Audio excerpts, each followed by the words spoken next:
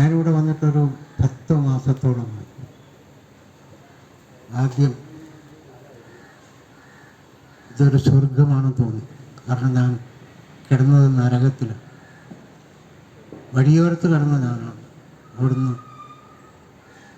ഞാൻ എൻ്റെ പഞ്ചായത്ത് മെമ്പർമാരോട് പറഞ്ഞു, എനിക്കൊന്ന് കിടക്കാൻ ഇടം വേണം, കുളിക്കണം, കക്കൂസിക്കണം, മൂത്രമൊഴിക്കണം, ഭക്ഷണം ഒരു നേരം കിട്ടിയാൽ മതി എന്ന് ഇവിടെ വന്നതാണ്. എനിക്ക് ഒരുപാട് സഹായങ്ങൾ ഇവിടെ നിന്ന് ലഭ്യമായി. എന്താണ് ജീവിതമെന്ന് ഞാൻ പഠിക്കേണ്ടി വന്നു. ജീവിതത്തിൽ ആ ഒരു നേഴ്സറി കുട്ടി മാത്രമായിരുന്നു. ഒരൊറ്റപ്പെടലിൻ്റെ വേദന, ഒന്നുമില്ലാത്തതിൻ്റെ വേദന, ഒന്നുമല്ലാത്തതിൻ്റെ വേദനയൊക്കെ ഇവിടെ നിന്നായി. ഇപ്പം എനിക്ക് തോന്നുന്നത്, ഈ മനോഹര തീരത്തു തരുമോ ഇനിയൊരു ജന്മം കൂടി, എനിക്കിനിയൊരു ജന്മം കൂടി. സുഹൃത്തുക്കളെ, നമ്മൾ വഴിയോരത്ത് കിടന്ന് ഒരു ചായക്കും ഒരു ചോറിനുമൊക്കെ മറ്റുള്ളവരുടെ മുമ്പിൽ കൈ നീട്ടുമ്പോൾ നമ്മുടെ മാന്യതയെല്ലാം ഇടിഞ്ഞു പോകുന്ന പോലെ തോന്നും. ഇവിടെ നമ്മൾ ആരൊക്കെയാണ് കൊണ്ടുത്തരുന്നതെന്നോ എവിടെ നിന്നാണ് ഈ ഭക്ഷ്യവസ്തുക്കൾ എത്തുന്നതെന്നൊന്നും അറിയാതെ നമ്മൾ സുഖമായി ഇവിടെ കഴിയുകയും, ഇത് ഒരു വീർപ്പൂട്ടലാണെന്ന് തോന്നുന്നുണ്ടെങ്കിൽ അത് തെറ്റാം. ഇന്നും നമ്മൾ പട്ടണങ്ങളിൽ അറിഞ്ഞാൽ ആകെ പ്രയാസപ്പെടുന്നൊരു കാര്യം കിടന്നുറങ്ങുക എന്ന പ്രശ്നം. നമുക്കെല്ലാം ഇടയ്ക്ക് ഉറങ്ങാനും ഒക്കെ തോന്നും, പ്രായത്തിൻ്റെ ക്ഷീണവും ഒക്കെ. പിന്നെ പുറത്ത് പറയാൻ പറ്റാത്ത ഒരുപാട് രോഗങ്ങളുടെ അടിമയായിരുന്നു ഞാൻ. അതിലെങ്ങനെ മാറിയെന്ന് എനിക്ക് പറയാൻ പറ്റില്ല. 1-2 രോഗങ്ങൾ എനിക്ക് പൂർണ്ണമായി മാറിക്കിട്ടി. പുറത്തൊരു വലിയ കുരുവുണ്ടായി, ഒരുപാട് അസ്വസ്ഥത വന്നു. അത് ഈ സ്നേഹതീരത്തിൻ്റെ ആളുകളുടെ സ്നേഹം കൊണ്ട് മാത്രം എന്നെ മെഡിക്കൽ കോളേജിൽ പോയി ഓപ്പറേറ്റ് ചെയ്ത് ശരിയാക്കി പൂർണ്ണമായി സുഖപ്പെടുത്തി. അങ്ങനെ മൂത്രം അത് വലിയ പ്രയാസത്തിൻ്റെ അങ്ങേയറ്റമായി. കാരണം ഞാൻ എവിടെയെങ്കിലും നിന്ന് അന്നേരം മൂത്രം ഒഴിക്കുന്ന ഒരസുഖം. അങ്ങനെ മാറാത്ത രോഗങ്ങളെല്ലാം വന്നപ്പോഴും മനസ്സിലുദിച്ചത് സ്നേഹതീരമാണ്. ഈ സ്നേഹതീരം ഒരുപാട് പേരുടെ വീടുകളായി ഇതിന് മാറും. കാലാന്തരങ്ങളിൽ ഇത് ഒത്തിരി പേർക്ക് അഭയം ഉണ്ടാകുന്ന ഒരിടമാണ്. വീട് മാത്രമല്ല ഇത്.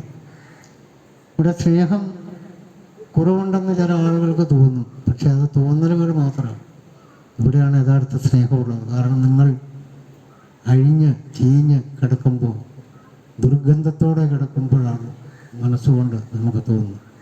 ഈ അവസരത്തിൽ ഞാൻ പ്രിയപ്പെട്ട കൂട്ടുകാരനെ കൂടി സ്മരിക്കാൻ ആഗ്രഹിക്കും. ഇവിടെ ഒരു സണ്ണി ജോസഫ് ഉണ്ടായിരുന്ന ഒരു വികലാംഗനാണെങ്കിലും അവൻ ഓടിപ്പാഞ്ഞ് നടക്കുമായിരുന്നു. സ്നേഹതീരം ഓളിനോളായി ഓടി നടന്ന സഹോദരൻ നമ്മെ വിട്ടു പിരിഞ്ഞു പോയി. അന്നും അദ്ദേഹം പറയുമായിരുന്നു, കുറേ കുളൂസൊക്കെ പറയുമെങ്കിലും എന്നോട് പറഞ്ഞിട്ടുണ്ട്, അച്ഛാ വഴിയിൽ കിടക്കുന്നതിനേക്കാൾ എത്രയോ ഭേദം. അങ്ങനെ കിടന്ന ഒരാൾക്ക് അത് മനസ്സിലാവും, കിടക്കാത്ത ഒരാളോട് പറയുമ്പോൾ ശരിയാവില്ല. ഇന്നിപ്പോൾ ഞാനൊരു ചെറിയ പുസ്തകം വായിച്ചപ്പോൾ അതിലൊരു വാർത്ത കണ്ടു. ഒരു അപ്പൻ അനാഥമന്ദിരത്തിൽ പോയി കിടക്കുക. അപ്പോൾ പത്രാസമൊക്കെ കൂടി വലിയ ഗമേരായ അയാളുടെ ഭാര്യയും ഒരു മകനും കൂടി അയാളെ കാണാൻ വന്നപ്പോൾ വീട്ടിൽ വളർത്തുന്ന ഒരു പട്ടി ഉണ്ടായിരുന്നു അവരുടെ കാറിൽ. വൃദ്ധമന്ദിരത്തിൻ്റെ മുന്നിൽ വെച്ച് ആ വണ്ടി നിർത്തിയപ്പോൾ ആ കാറിൽ നിന്ന് ആ ഭാര്യ ഇറങ്ങിയില്ല.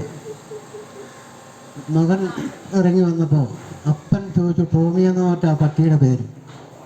അപ്പൻ ഇവനെ കണ്ടപാടെ ചോദിച്ചു, നീ ടോമിയെ കൂട്ടിക്കൊണ്ട് വന്നു? ഓ എൻ്റെ അപ്പ, ഇത്രയും ദൂരം വരുമ്പോൾ ആ പാവത്തിന് ഞങ്ങൾ എങ്ങനെയാണ് ഒറ്റയ്ക്കിട്ടിട്ട് വരുന്നത്? ഭാര്യ വണ്ടിയിൽ നിന്ന് ഇറങ്ങാതെ താല്പര്യമില്ലാതെ മടങ്ങിപ്പോയി. നമ്മുടെയൊക്കെ ജീവിതത്തിൽ നമുക്ക് സ്വന്തം പറ്റുന്നു, നമുക്ക് വന്നു ചേരുന്നതുമായ വിപത്തുകൾ കൊണ്ട് നമ്മൾ ചെറുതായി പോകും.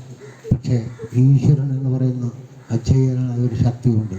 ആ ശക്തിയുടെ മുമ്പിൽ മുട്ടിപ്പായി പ്രാർത്ഥിക്കുമ്പോൾ നമ്മൾ അവിടെ സ്വർഗം കാണും. അവിടെ സ്വർഗം കാണാനുള്ള പണിയെടുക്കേണ്ടത് ഇങ്ങനെയാണ്. സ്നേഹത്തിലൂടെ മാത്രമേ എല്ലാം നടക്കൂ. നമ്മുടെ ആരോഗ്യം കൊണ്ട് പത്രാസ് കൊണ്ട് ഒന്നും നടക്കാൻ പോകുന്നില്ല. സ്നേഹിക്കാൻ കഴിയുമെങ്കിൽ എല്ലാം ആവും. സ്നേഹം വില കൊടുത്താൽ കിട്ടുന്ന ഒരു വസ്തു അല്ലതാണ്.